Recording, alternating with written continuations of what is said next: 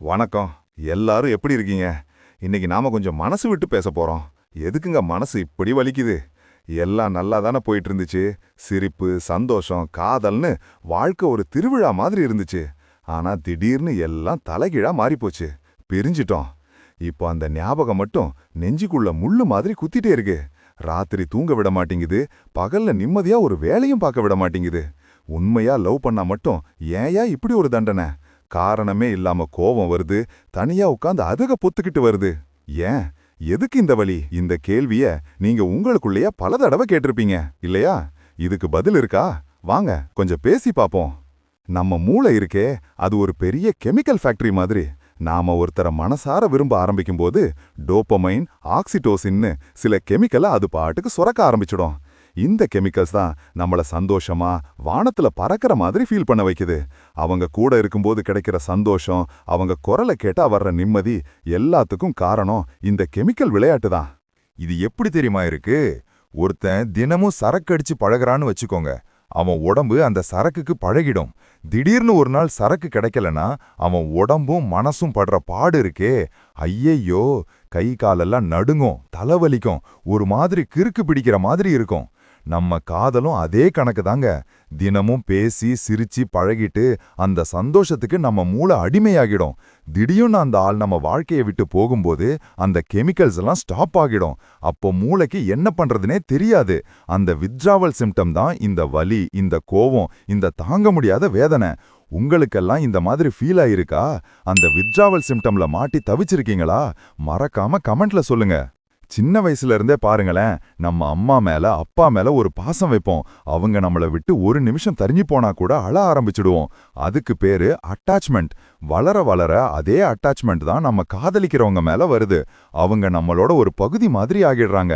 நம்ம சந்தோஷம், நம்ம துக்கம், நம்ம எதிர்காலம்னு எல்லாத்துலயும் அவங்க ஒரு அங்கமா இருப்பாங்க. அப்படி இருக்கும்போது அந்த உறவு முறிஞ்சு போனா நம்ம உடம்புல இருந்து ஒரு கையையோ காலையோ வெட்டி எடுத்த மாதிரி ஒரு உணர்வு வரும். நம்மளோட ஒரு பகுதியே செத்து போன மாதிரி இருக்கும். அதான் அந்த வலி தாங்க முடியல. கண்ணன்னு ஒரு பையன், மாலினின்னு ஒரு பொண்ணு. 2 பேரும் காலேஜ்ல சேர்ந்தப்போ பார்த்தவங்க. பார்த்த மொத நாளே 2 பேருக்கும் பிடிச்சு போச்சு. கண்ணனுக்கு மாலினியோட சிரிப்புனா உசிரு. மாலினிக்கு கண்ணனோட அந்த சின்ன சின்ன சேட்டையெல்லாம் ரொம்ப பிடிக்கும். அவங்க காதல் தனி ரகங்க. மத்தவங்க மாதிரி தினமும் ஐ லவ் யூ சொல்லிக்க மாட்டாங்க. ஆனா கண்ணன் பைக்ல போகும்போது மாலினி அவன் தோள்ல சாஞ்சிக்கிற அந்த ஒரு நொடி போதும் 1000 ஐ லவ் யூ அதுல இருக்கும். மாலினிக்கு தலைவலிக்குதுன்னு தெரிஞ்சா போதும் கண்ணன் எங்க இருந்தாலும் அவளுக்கு பிடிச்ச சுக்குமல்லி காஃபி வாங்கிட்டு ஓடி வருவான். இப்படி ஒவ்வொரு நிமிஷத்தையும் செதுக்கி செதுக்கி வாழ்ந்தாங்க. அவங்க கல்யாணம் பண்ணிப்பாங்க. அவங்களுக்கு 2 புள்ளைங்க பிறக்கும். பேர புள்ளைங்களோட கொஞ்சி விளையாடுவாங்கன்னு ஊரே பேசும். ஆனா வாழ்க்கை நாம நினைக்கிற மாதிரி இல்லையே. சின்ன சின்ன சண்டை, ஈகோ, ஒருத்தர் புரிஞ்சுக்காதது, மெதுவா அவங்களுக்குள்ள விரிசல் வர ஆரம்பிச்சது. யாரு முதல்ல பேசுறதுங்கிற ஈகோல 2 பேரும் அமைதியா இருந்தாங்க. அந்த அமைதி அவங்க காதலையே சத்தம் இல்லாம கொன்னுடுச்சு. ஒரு நாள் பிரிஞ்சுட்டாங்க. பிரிஞ்சதுக்கு அப்புறம்தான் கண்ணனுக்கு புரியுது, அவன் தொலைச்சது மாலினிய மட்டும் இல்ல, அவனோட சந்தோஷத்தை, அவனோட வாழ்க்கையையே தொலைச்சிட்டோன்னு. ஒவ்வொரு ராத்திரியும் அவ தோள்ல சாஞ்சிக்கிற அந்த ஞாபகம் வந்து அவன் தூக்கத்தை கெடுக்கும். அவன் பைத்தியம் மாதிரி அழுவான். உங்க வாழ்க்கையில இந்த மாதிரி கண்ணன், மாலினி யாராவது இருந்தாங்களா? இல்ல நீங்களே அவங்களா இருந்தீங்களா? உங்க கதையையும் கமெண்ட்ல சொல்லுங்க, படிக்கிறேன். இந்த வலி இருக்கே, இதுக்கு மருந்தே கிடையாதான்னு தோணும். இந்த வலி இன்னைக்கு நேத்து வந்ததில்லைங்க. மனுஷன் பிறந்த நாள்ல இருந்தே இதுவும் கூடவே பிறந்துடுச்சு. 1000 வருஷத்துக்கு முன்னாடி ஒரு ராஜா இருந்தான். பேரு ஷாஜகான்.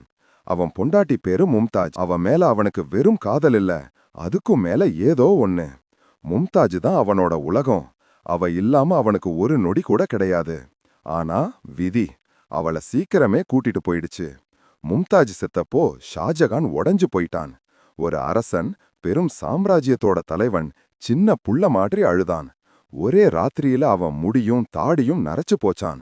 2 வருஷம் யாருக்கிட்டையும் பேசாம சிரிக்காம ஒரு இருட்டு அறைக்குள்ளேயே முடங்கி கிடந்தான். அவனோட வலி, அவனோட காதல், அதோட வெளிப்பாடுதான் இன்னைக்கு நாம ஆச்சரியமா பாக்குற தாஜ்மஹால். அந்த தாஜ்மஹால் வெறும் கல் இல்லைங்க, அது உசிரோட இருந்த ஒருத்தனோட உசிரை எடுத்த வலியோட சின்னம். ஒவ்வொரு கல்லிலையும் அவனோட கண்ணீர் இருக்கு. சரி, வலிக்குது, ஏத்துக்கிறேன். அதுக்காக செத்துறா முடியுமா? இல்லையே, வாழ்ந்துதானே ஆகணும்.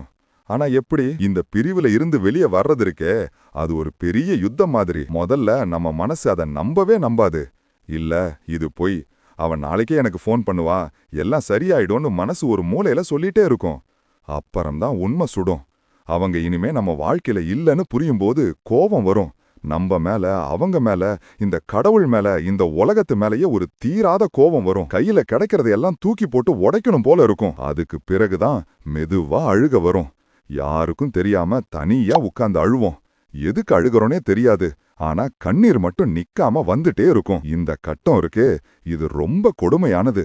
கொஞ்ச நாள் போக போக ஒரு விசித்திரமான விஷயம் நடக்கும். அந்த வலியே நமக்கு பழகிடும். அந்த வலியே ஒரு போதை மாதிரி ஆயிடும். சோகமான பாட்டை கேட்டுட்டே இருப்போம்.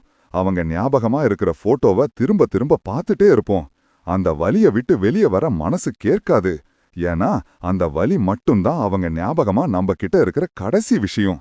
அந்த வலியும் போயிடுச்சுன்னா அவங்கள முழுசா மறந்துடுவோமோன்னு ஒரு பயம். ஆனா ஒண்ணு மட்டும் நிச்சயங்க, காலம் எல்லாத்தையும் மாத்தும். இந்த வலியையும் மாத்தும். எப்படி தெரியுமா?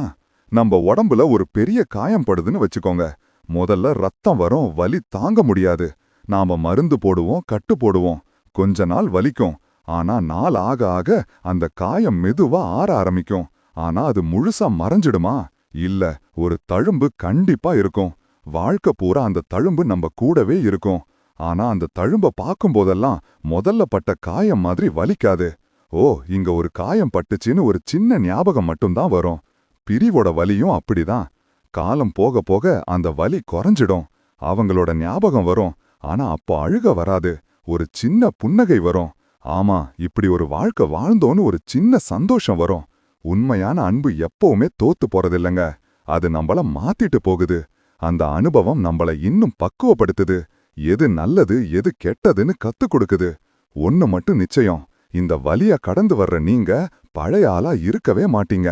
இன்னும் வலிமையான, இன்னும் தெளிவான ஒரு மனுஷனா மாறிடுவீங்க. அந்த தழும்பு உங்களோட வெற்றி சின்னம். அவ்வளோ பெரிய வலியையே தாங்கினவன்டா நானுன்னு உங்களுக்கு நீங்களே சொல்லிக்கிற ஒரு அடையாளம். அதனால வலிக்குதா, வலிக்கட்டும். கொஞ்ச நாள் அழுதுருங்க, தப்பே இல்ல. ஆனா அதே இடத்துல உட்கார்ந்துராதீங்க. எழுந்து நடங்க. இந்த உலகத்துல உங்களுக்காக இன்னும் நிறைய சந்தோஷம் காத்துட்டு இருக்கு. இந்த வீடியோ உங்களுக்கு பிடிச்சிருந்தா உங்க மனசுல பட்டத கமெண்ட்ல சொல்லுங்க. நம்ம சேனலுக்கு மறக்காம சப்ஸ்கிரைப் பண்ணுங்க. பக்கத்துல இருக்கிற பெல் பட்டனையும் தட்டி விடுங்க. அப்போதான் நான் அடுத்த வீடியோ போடும்போது உங்களுக்கு நோட்டிபிகேஷன் வரும். அடுத்த வீடியோல இதே மாதிரி ஒரு டாபிக்கோட உங்களை சந்திக்கிறேன். நன்றி.